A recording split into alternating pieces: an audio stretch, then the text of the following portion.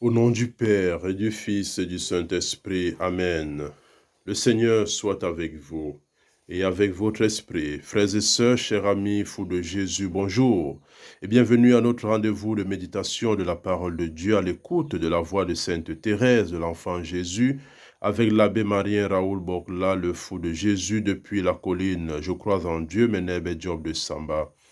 Jeudi 14 janvier 2021, première semaine du temps ordinaire, année B. Écoutons l'évangile de Jésus-Christ selon saint Marc au chapitre 1, versets 40 à 45. Un lépreux vint trouver Jésus.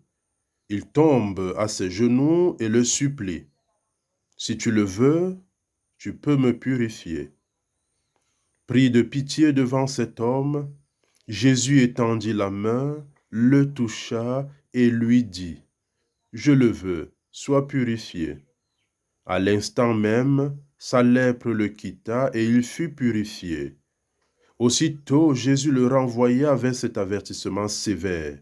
« Attention, ne dis rien à personne, mais va te montrer au prêtre et donne pour ta purification ce que Moïse prescrit dans la loi.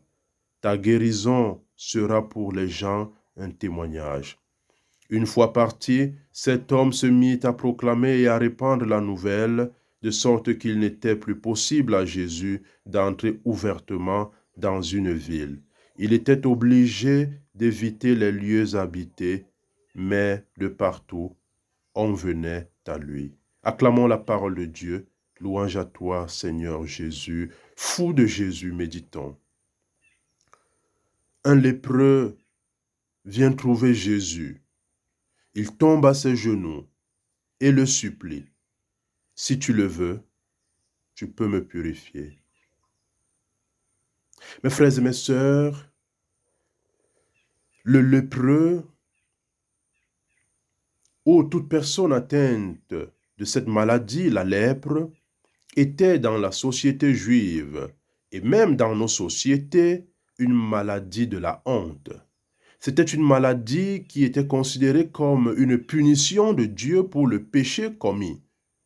Et du coup, celui qui était atteint de la lèpre devait être mis à l'écart, en quarantaine, devrait être coupé de la vie sociale, de la vie religieuse. Il n'avait pas droit de citer.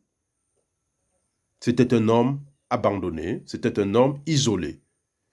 Oui, mes frères et mes sœurs, c'est cet homme qui, ayant entendu parler de Jésus, ayant vu Jésus passer aux environs de Capharnaüm, c'est cet homme qui vint tomber à genoux devant Jésus et le supplier. « Si tu le veux, tu peux me purifier. »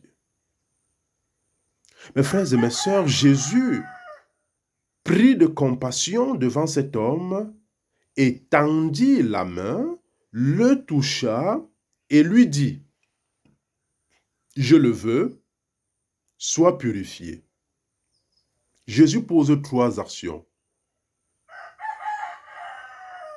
Il est pris de pitié, il étend sa main, il le touche et il lui parle.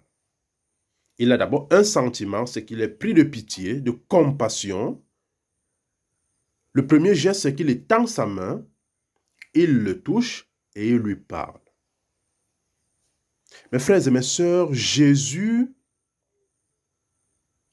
par son attitude, nous montre et nous révèle ce matin que nous n'avons pas intérêt à reculer devant la souffrance d'un homme. Jésus va parler, il va toucher, il va être pris de pitié pour un homme qui est rejeté par toute la société. Il va poser un acte de salut envers un homme qui est méprisé, rejeté, mis à l'écart. C'est l'occasion pour nous, mes frères et mes sœurs, de nous poser la question de savoir si nous avons le courage de surmonter nos égoïsmes, de surmonter les interdits de la loi, les interdits de la société, pour venir en aide à ceux qui sont rejetés. Jésus ne rejette personne. Jésus ne tient pas compte des interdits sociaux. Il est préoccupé par le salut d'un homme. Sommes-nous pris de compassion comme Jésus pour tous ceux et celles qui souffrent à côté de nous? Cet homme qui était mis à l'écart, personne ne s'approchait de lui, personne ne lui rendait visite, personne ne lui parlait, personne ne le touchait. Il était mort. Physiquement, spirituellement, psychologiquement, socialement, affectivement. Par l'action de Jésus, par les gestes de Jésus, cet homme va retrouver la vie, la joie, mais surtout la guérison. Et Jésus va lui dire, suite à sa demande motivée par la foi, « Je le veux, sois purifié. » À l'instant même, sa lèpre le quitta et il fut purifié. La visite, je l'ai dit hier, que nous rendons à un malade lui redonne la vie. Ce malade fait l'objet de la compassion de Jésus.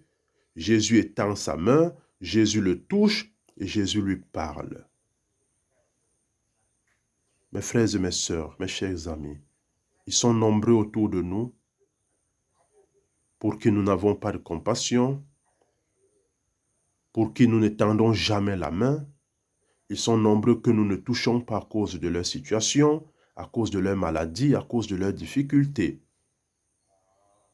Jésus nous dit ce matin qu'il faut briser et rompre avec les habitudes comme celle-là. Mes frères et mes sœurs, la compassion de Jésus redonne la vie. Ta compassion, la pitié, l'amour que tu peux avoir pour ton frère qui souffre et qui est rejeté par la société peut lui redonner la vie. Je le veux, sois purifié. Évidemment, Jésus le veut toujours. Jésus veut que tu sois réintégré. Jésus veut que tu retrouves la guérison. Jésus veut que tu retrouves la vie. Jésus veut que tu sois sauvé. C'est pourquoi Jésus ne guérit pas seulement le corps. Jésus guérit tout l'homme, l'homme dans son entier. Il guérit son corps, il guérit son âme, il guérit son esprit, il guérit son cœur. Mes frères et mes sœurs, comme disciples de Jésus, demandons-lui ce matin un cœur compatissant envers ceux qui sont rejetés, malades, abandonnés, pour les faibles et les petits, pour ceux qui sont en prison. Que le Seigneur nous donne un cœur compatissant. Et que nous ayons de la compassion pour tous ceux qui souffrent. Dieu notre Père, nous te prions ce matin pour tous ceux qui sont rejetés, abandonnés, méprisés, pour tous ceux qui souffrent à cause de la lèpre, les diverses lèpres qui les mettent à l'écart et les coupent de la relation avec les autres. Puisque tu le veux, nous te demandons de les guérir, de nous guérir de nos différentes lèpres qui nous coupent les uns des autres. Guéris nos corps malades, guéris nos cœurs malades, mais surtout, guéris tout notre être. Nous te le demandons, à toi qui vis et règnes avec le Père en l'unité du Saint-Esprit, maintenant et pour les siècles des siècles. Amen. Depuis la colline, je crois en Dieu, Menebe Job de Samba, je vous bénis au nom du Père et du Fils et du Saint-Esprit. Amen.